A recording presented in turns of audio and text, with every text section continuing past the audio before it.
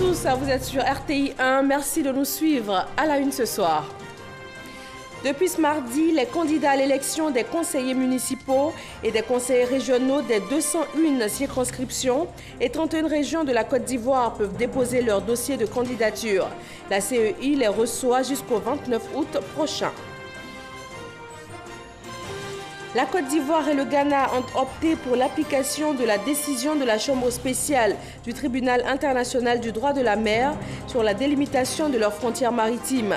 La partie ghanéenne a jugé acceptable la carte et le tracé reçu de la partie ivoirienne le 15 mai dernier. Les universités russes accueillent chaque année des étudiants ivoiriens, notamment pour des études en sciences et en technique. Comment vivent-ils sur place? Ces Ivoiriens arrivent-ils à s'intégrer à Moscou? Vous le verrez dans ce journal.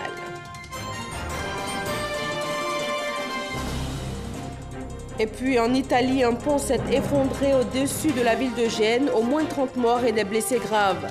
Les voitures et camions se trouvant sur le pont quand il s'est effondré sont tombés dans le vide à 45 mètres du sol.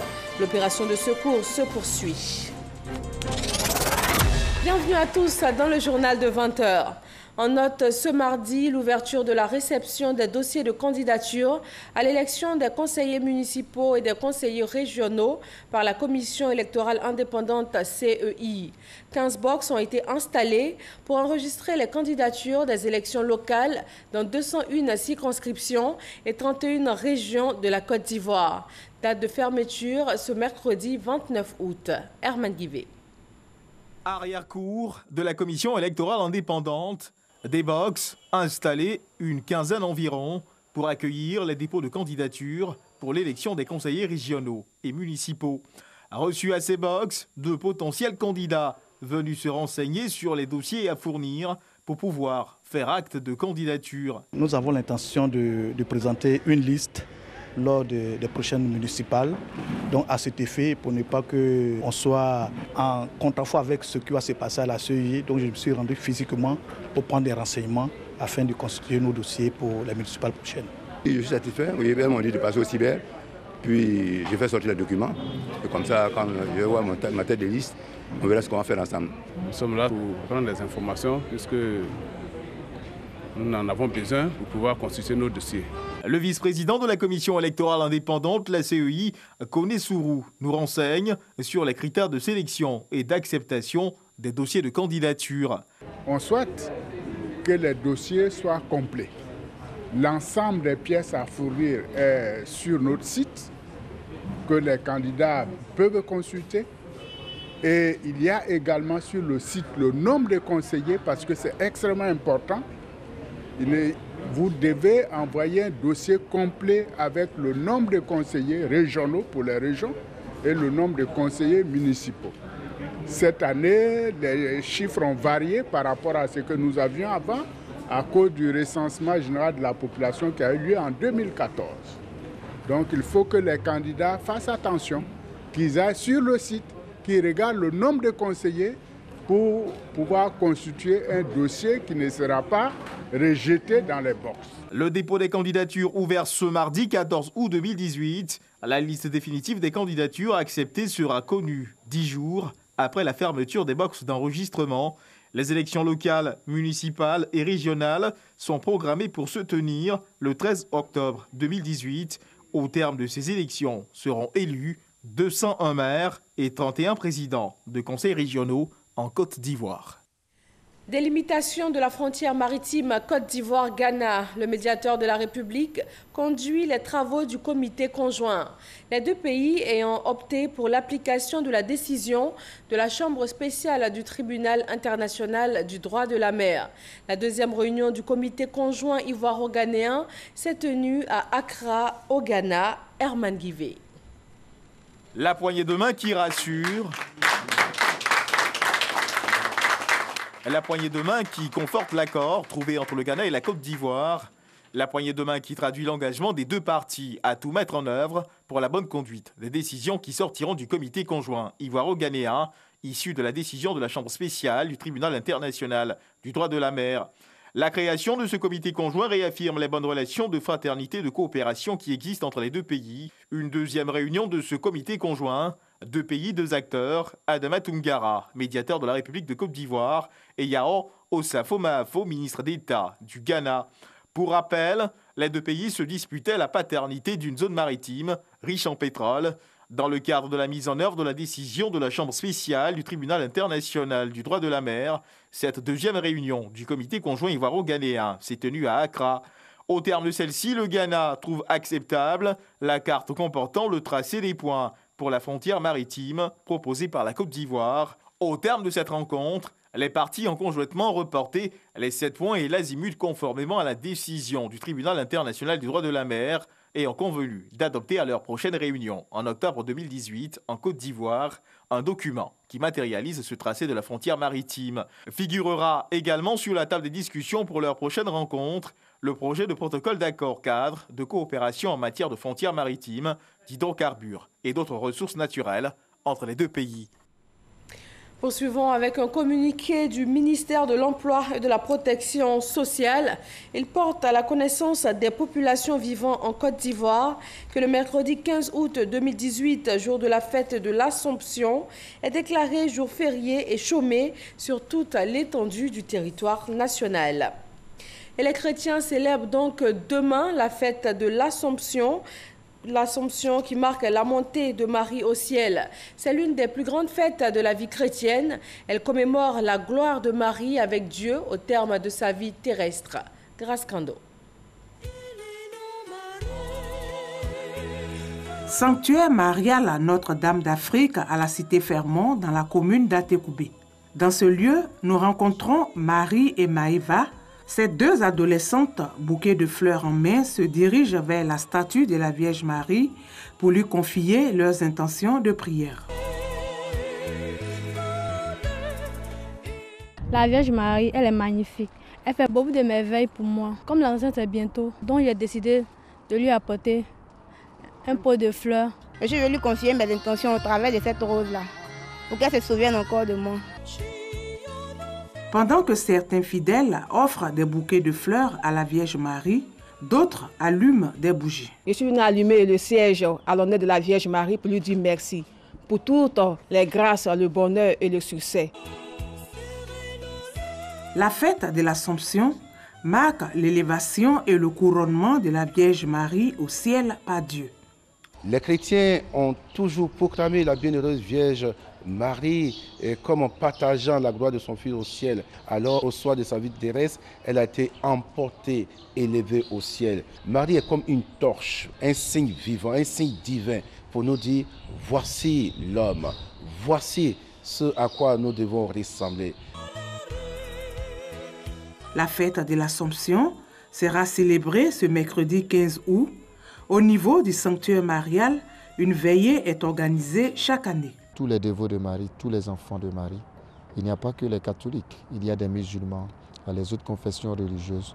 Tous ceux qui aiment Marie viennent communier avec nous cette nuit-là.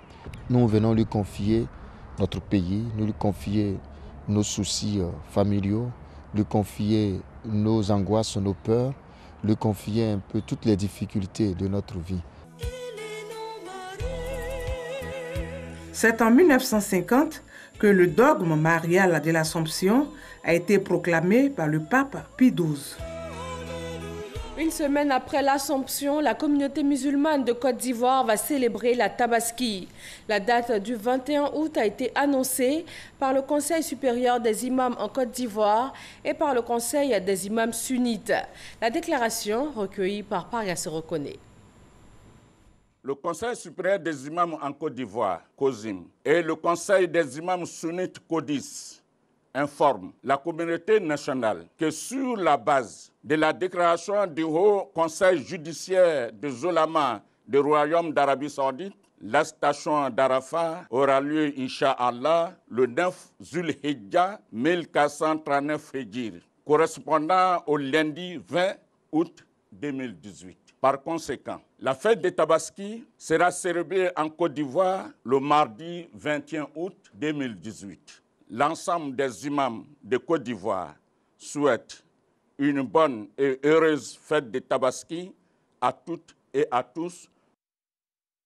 Et la fête de Tabaski est symbolisée par le sacrifice rituel du mouton. C'est aussi l'une des étapes du pèlerinage en Terre Sainte d'Arabie Saoudite. Les pèlerins ivoiriens en ce moment sur place vont eux aussi accomplir ce rituel. Plusieurs commissions sont mises à contribution pour assurer leur encadrement durant les différentes étapes du Hajj. Moussa Konaté est notre envoyé spécial à la Mecque, son reportage. 6 800 candidats enregistrés pour le Hajj 2018 en Côte d'Ivoire, dont 5 000 du contingent étatique. Dès leur première escale à Médine, les pèlerins ivoiriens au compte du commissariat du Hajj bénéficient aussitôt d'encadrement. Un suivi qui débute depuis l'aéroport jusqu'au lieu de résidence. Le déplacement des personnes, le convoi des bagages, des tâches dévolues à la commission transport. D'abord une équipe qui est déployée depuis l'immigration, au passage au scanner par la douane. Et ensuite, il y a une autre équipe qui prend le relais, qui achemine les gens vers les cars qui sont mis à nos dispositions. Pour cette année, c'est 11 cars que les pèlerins depuis Abidjan connaissent le numéro de car. Et dès qu'ils arrivent, ils vont directement dans leur car.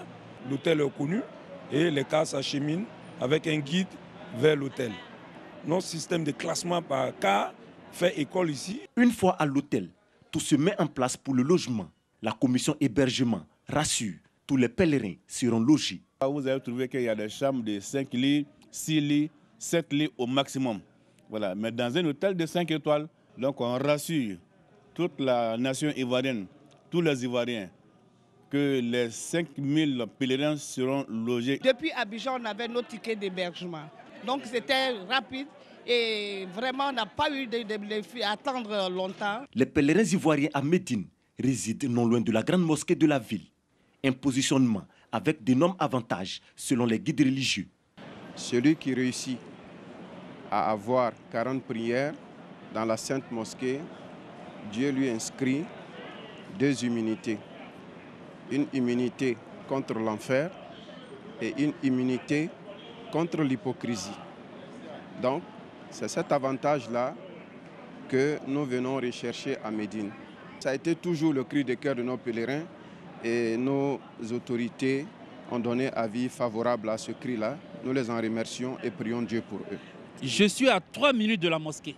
C'est-à-dire de ma chambre d'hôtel, je vois la mosquée. Ça, c'est impeccable. Donc, aucune prière ne peut nous échapper. La question du logement géré. Une autre équation à résoudre, la restauration. Point essentiel des inquiétudes des pèlerins.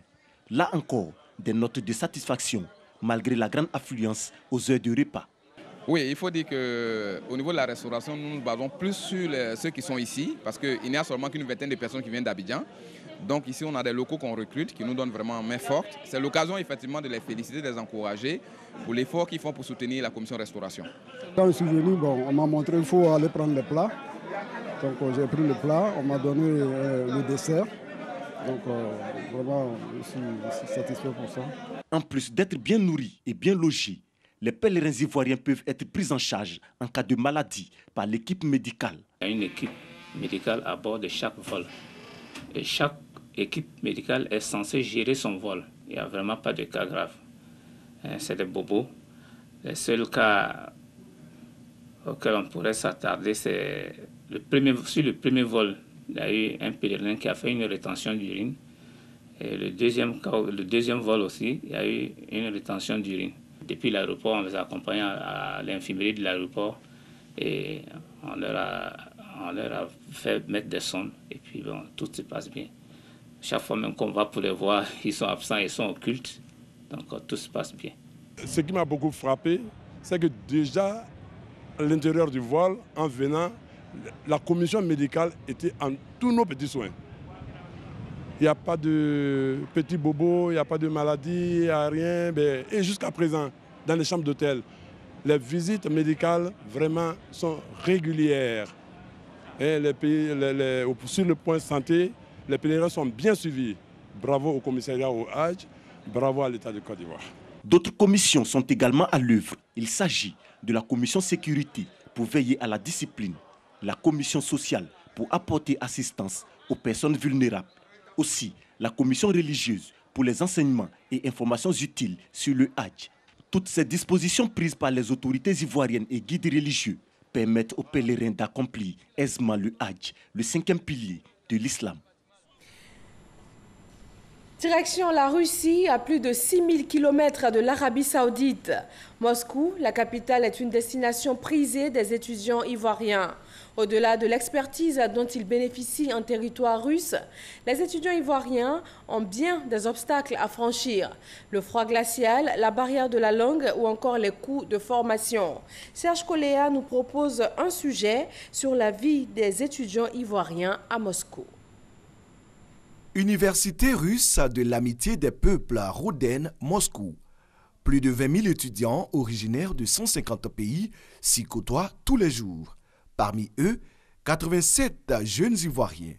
Mamadou Diomandé, doctorant en géologie régionale, Paolo Boli, en 2e année de PhD de médecine vétérinaire, font office d'anciens après 8 années d'études en Russie. On est obligé d'avoir un soutien venant de la famille, financier que moral. Moi, présentement, je vis à Troyes. J'ai un voisin libanais et j'ai un voisin tchétchène. Il y a le mode de vie russe.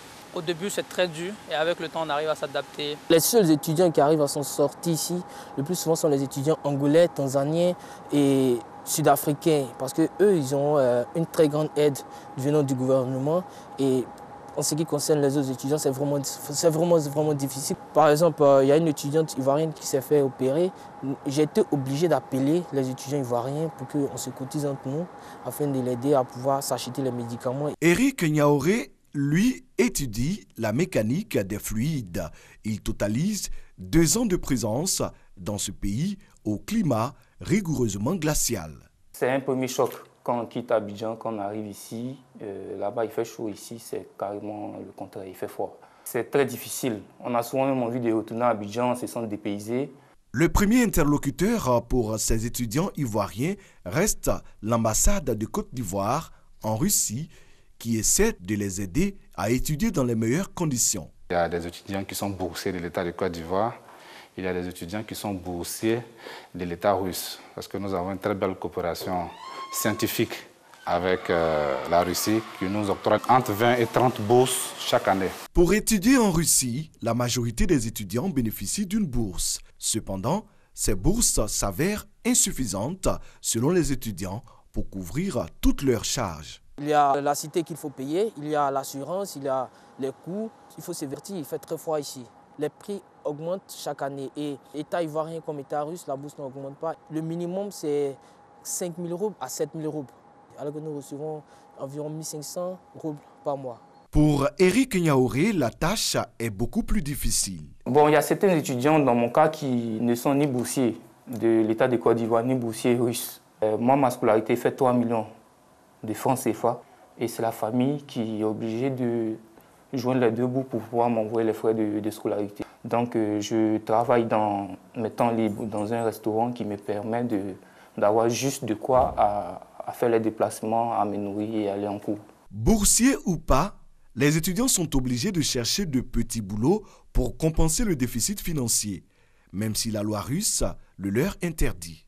Le simple fait d'être étudiant, tu n'as pas un permis direct de travail. Ce ne sont que des sous-boulots que tu te permets de faire. Tu vas arrêter dans le froid et après tu dois rentrer à la maison tout fatigué, il y a les médicaments à acheter vu qu'en Russie, pendant la période de froid, ça te demande beaucoup de manger, de prendre des vitamines. Malgré toutes les difficultés, les étudiants ivoiriens font honneur à la Côte d'Ivoire. Les Ivoiriens font partie de nos meilleurs étudiants. Ils sont dynamiques et actifs du point de vue académique et social. Depuis la création de l'université, nous avons formé plus de 300 ingénieurs, scientifiques et cadres ivoiriens. Après leurs études en Russie, la grosse incertitude pour ces diplômés demeure leur intégration une fois rentrés au pays. Je suis rentré en Côte d'Ivoire pour faire mon équivalence. L'année passée, j'ai eu mon diplôme de médecin et je voulais m'inscrire à l'ordre des médecins vétérinaires. Et vraiment, ça n'a pas été facile. On me demande des documents qu'à d'autres étudiants venant de d'autres pays qu'on ne pose pas. On souffre ici, on se bat. Et tu rentres au pays, on te fatigue encore dans l'administration. Nos diplômes sont difficilement acceptés. Pourtant, la Russie fait partie des meilleurs pays au monde qui forment en matière de médecine et de technologie. Nos dévanciers qui ont déjà fini, tu appelles, ça fait déjà 2 ou 3 ans, ton doyen est à Abidjan, il te dit que vraiment mon petit, ça ne va pas, je n'arrive pas à m'insérer, je ne travaille toujours pas. Ça ne motive pas déjà ceux qui sont là à rentrer. Ça fait que la plupart des étudiants ivoiriens ici, pour ceux qui en ont les moyens, vont en France ou dans d'autres pays pour continuer ou se trouver du boulot. Réussir ses études en dépit de tous les obstacles, telle est la devise des étudiants ivoiriens en Russie, à l'image de Mamadou, Paolo et Eric. Quittons maintenant la Russie pour Grand Alépé dans le sud-est de la Côte d'Ivoire. La sortie de la génération Djigbo 2000 a drainé du beau monde. Le ministre de l'Environnement et du Développement durable a saisi cette occasion de grandes retrouvailles pour lancer des messages de paix et d'unité. Cheikh Koné. Les populations de Grand Alépé, localité située dans la région de Lamé, ont pris d'assaut la place publique de la ville pour prendre part à la sortie de la génération Djigbo 2000. Le ministre de l'Environnement et du Développement durable, professeur Seka Seka, invité spécial, a adressé un message de paix et d'unité aux filles et fils de la région. Cette solidarité, cette cohésion instaurée, imposée par la pratique des générations puisse nous permettre d'avoir la culture de la paix, la culture du pardon, la culture de la tolérance pour que Alépé soit le creuset de la recherche effrénée de la paix, de la cohésion, de la solidarité pour un développement harmonieux de notre pays. Les différentes générations présentes ont saisi l'occasion pour faire du ministre un des leurs. Les festivités marquant cette sortie officielle ont débuté le 3 août. La sortie de génération est une danse guerrière qui est célébrée tous les 18 ans autour de 3 générations, à savoir la génération Bréchoué, Nyando et Djigbo. À Tengrela également, les populations se sont réunies dans la joie. Elles ont célébré l'électrification du village de Néguépié, une initiative de la mutuelle de développement de Kadilé-Ouest. Les jeunes du village ont été sensibilisés et informés des dangers de la migration clandestine. Gabriel Zani. Cela fait 20 ans que les populations de Néguépié ont chéri ce rêve, voient le village électrifié. Eh bien, c'est chose faite. Depuis des semaines, le village de Néguépié a la lumière. Les populations de la localité, en fait, ont remercié Alassane Ouattara, le président de la République. Et elles avaient à leur côté le président du Conseil constitutionnel. En organisant la fête de la lumière aujourd'hui, les populations du Kadilé-Ouest ont à cœur d'exprimer leur gratitude au président de la République, son Excellence M. Alassane Ouattara, car c'est grâce à lui que l'électrification du village de Néguépié a été réalisée. La lumière est à Néguépié, mais le village tarde à devenir chef-lieu de sous-préfecture. Et cela demeure au nombre des doléances des communautés. L'électrification de 5 autres villages de la région, dont Fimbiasso, Umbélé, Missasso, Tiampa et Naniasso, l'est aussi. Mais au-delà de ces attentes s'ajoutent aussi les questions de l'orpaillage illégal et de la migration clandestine, 2 fléaux grandissants chez les jeunes de la région. Les jeunes, en effet, se lancent chaque jour en aventure à travers le désert. Jeunesse du Kadilé-Ouest, je demande donc de garder constamment à l'esprit que le vrai bonheur, c'est celui que l'on vit chez soi et non à l'étranger. Mettez-vous au travail aux côtés de vos parents. La fête de la lumière à Néguépié est transformée en appel au travail qui produit la richesse et le développement aussi. Dans ce sens, Mariatou connaît la ministre de la Solidarité, de la Cohésion sociale et de la lutte contre la pauvreté. Et Bamba Siaman, le président du conseil régional, en fait des dons, en particulier des tables bancs aux écoles et une ambulance au centre de santé communautaire. C'est le même vent de développement qui souffle sur Kong, dans le nord-est de la Côte d'Ivoire.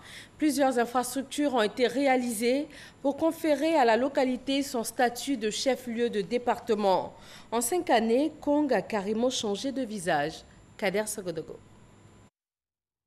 Des voies bitumées, l'eau et l'électricité disponibles sans interruption. Une présence de différents services de l'administration qui est une réalité et qui se poursuit. L'école et la santé, l'épineux problème de l'habitat solutionné. un marché moderne. Congo, sous l'impulsion de son maire, le ministre Téné Birahima Ouattara est sorti des visions troubles de l'obscurité à la gaieté de la lumière. Un changement qui n'échappe pas aux populations de cette ville historique. Le Congo a beaucoup changé par sa vision éclairée, par l'union et l'attente qu'il a prônée, qu'il a sans cesse prônée, par son humanisme et sa générosité. Il a fait de Congo une belle cité où il fait bon vivre, où il y a la cohésion et l'entente.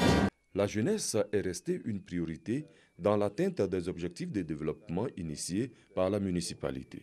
De nombreux projets financés, l'agriculture, des projets générateurs de revenus et bien d'autres comme des permis de conduire. Une jeunesse qui retrouve le sourire et qui est reconnaissante. Pour lui, une jeunesse épanouie, c'est la source d'un développement partagé. Une jeunesse bien formée, c'est l'avenir qui est assuré et nous avons œuvré dans ce sens-là avec son appui. Pour le maire, le plus difficile est peut-être passé. Des efforts colossaux sont aussi à envisager. C'est vrai que nous avions un projet de faire un certain nombre de réalisations, aussi bien donc pour cette année 2018 que pour le plan triennal 2019, 2020, 2021. Et le Conseil devra rendre compte à la population de ce qui a été réalisé et ce qui reste à faire pour les 3 années à venir. La cohésion sociale par le sport. Les jeunes du département s'y mettent. Le coup d'envoi du tournoi de la fraternité, doté du trophée Téné Birahima Ouattara, a été donné. D'ailleurs, chaque année, il est très attendu. Quel est l'état des lieux en matière de droits de l'homme sur le continent africain et dans le monde? L'examen périodique universel est un instrument de l'ONU qui permet de répondre à cette question. Il permet de dresser un état des lieux selon un calendrier fixé aux pays membres. Avant la prochaine session du comité de suivi à Genève en Suisse, le secrétariat d'État ivoirien chargé des droits de l'homme a ouvert des consultations avec les ministères techniques impliqués. Amadou Ouattara. Sur 186 recommandations reçues, le gouvernement a endossé 178. Ces recommandations sont constituées d'articles relatifs au respect des droits de l'homme, notamment au droit à la santé, au droit à l'éducation. Avant le prochain examen de la Côte d'Ivoire pour le 3e cycle prévu en 2019 au Conseil des droits de l'homme à Genève, en Suisse, le secrétariat d'État chargé des droits de l'homme conduit des consultations autour de l'EPU, examen périodique universel. Aujourd'hui, on fait donc l'état des lieux et ses recommandations pour faire ressortir cet état des lieux, de travailler dans différents domaines. Et comme ça, nous serons déjà prêts pour déposer le premier rapport en septembre avant d'aller donc aux Nations Unies. Les ministères techniques, les organisations de la société civile, la Commission nationale des droits de l'homme de Côte d'Ivoire sont entre autres les participants à cette rencontre. Il s'agit pour eux de faire une évaluation et des propositions. Il y a de grands points déjà que l'État s'est engagé à l'école obligatoire de 0 à 16 ans. Il y a qu'il faut multiplier les structures d'accueil, y trouver des enseignants pour y enseigner, accompagner par exemple des cantines scolaires qui permettraient de garder la jeune fille à l'école, le jeune garçon à l'école. Il y a aussi que sur le plan de la santé, les plateaux techniques continuent davantage d'être améliorés. Il y a un vaste programme de réhabilitation certes des hôpitaux, mais il y a que les efforts doivent être poursuivis. Des vœux ont été également formulés, au nombre desquels la révision du document de politique genre, son opéralisation, la délivrance du certificat médical gratuit par les médecins. Élection présidentielle au Mali, le candidat de l'opposition, Soumaïla Cissé, rejette à l'avance les résultats du second tour de la présidentielle. Soumaïla Cissé appelle le pays à se lever face à la dictature de la fraude. Les résultats doivent être proclamés en milieu de semaine par la Cour constitutionnelle. À Gênes, en Italie, un viaduc autoroutier s'effondre au-dessus de la ville. Au moins 30 morts et des blessés graves. Des voitures et camions se trouvant sur le pont quand il s'est effondré sont tous tombés dans le vide à 45 mètres du sol. L'opération de secours se poursuit. Ce pont Morandi sur lequel passe l'autoroute A10 au-dessus de la ville du nord de l'Italie est très fréquenté. Les causes de l'effondrement restent encore inconnues, mais la vétusté du pont est d'ores et déjà pointée du doigt. Et voilà pour ce journal. Merci à tous de votre attention. Bonne fin de soirée sur RTI 1 et à demain 13h.